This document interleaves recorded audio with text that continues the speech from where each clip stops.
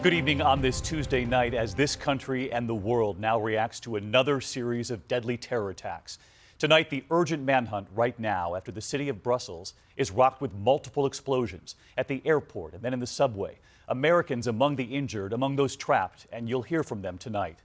Authorities now putting out this image. 3 suspects at the airport, 2 of them believed to be the suicide bombers. The third man on the right, they believe, is on the run at this hour. We will analyze what else is in that photo. The first blasts at the airport, afterwards smoke and dust, the injured crying for help. And then on the subway in the center of the city, the next explosion, a subway car incinerated at rush hour. You can hear the cries, passengers running in the dark. Tonight, at least 31 killed, more than 200 injured.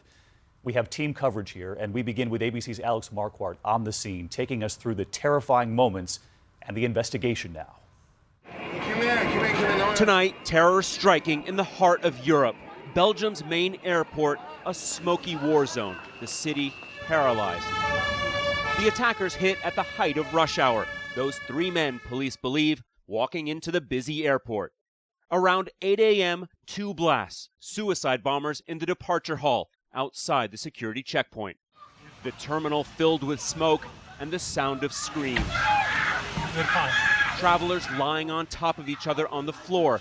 This man holding a little girl. Stay down, stay down. People huddled in fear. And then the questions. What it was? A job or was it a terrorist? This man picked his small baby up off the floor before running to safety. The bomb so powerful that ceilings collapsed. The wounded treated amid the rubble. Airport security scanning for victims. You have to go outside. Okay. Ordering people to evacuate, they rush out of the terminal, glass crunching underfoot. Outside, smoke pouring out of shattered windows as people raced away. We saw a lot of people really badly injured, with a lot of blood, and we know that it was even worse inside, but we could not see anything because of the smoke. At least 10 dead here and more than 100 injured, including 9 Americans, Mormon missionaries Richard Norby, Joseph Empey, and Mason Wells from Utah, and an American Air Force lieutenant colonel traveling back home with his family. But the horror was still unfolding. 9:11 a.m., just an hour after the airport explosions, 7 miles away, another bomb goes off near the offices of the European Union, this time in a packed metro car as it was leaving the station. In the dark tunnel, passengers climbed out of train cars, the terrified screams of a child. The path to safety down the dimly lit tracks. This man still clutching a bouquet of flowers. In other metro cars, people waited, confused. More panic set in. Some people started running. Some people started crying. Some people just stood still in disbelief and tried to make sense of whatever was going on. The car where the bomb went off, a twisted mass of metal. Outside, more smoke as the sidewalk becomes a makeshift triage center. First responders carrying some of the victims. Others sitting dazed as ambulances rush to the scene. At least 21 people dead. More than 100 wounded here, too.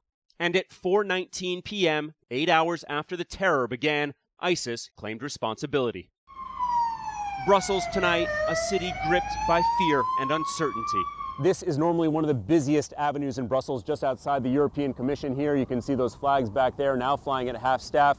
This road should be full of cars now at rush hour. Instead, as you can see, it's eerily empty, shut down by police.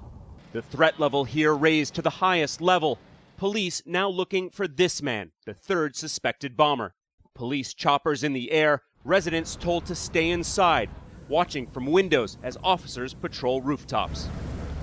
Just a horrific day, and Alex Marquardt joins us now live from Brussels near the site of the metro bombing. And Alex, the U.S. Embassy tonight now telling Americans in Brussels to shelter in place. That's right, David. That warning going out this afternoon indicating that Belgian authorities fear what they call a serious and imminent attack. Most of the public transportation system here in Brussels is still shut down. So much of this city tonight emotionally and physically paralyzed. David? And the world stands with that city tonight. Alex, thank you.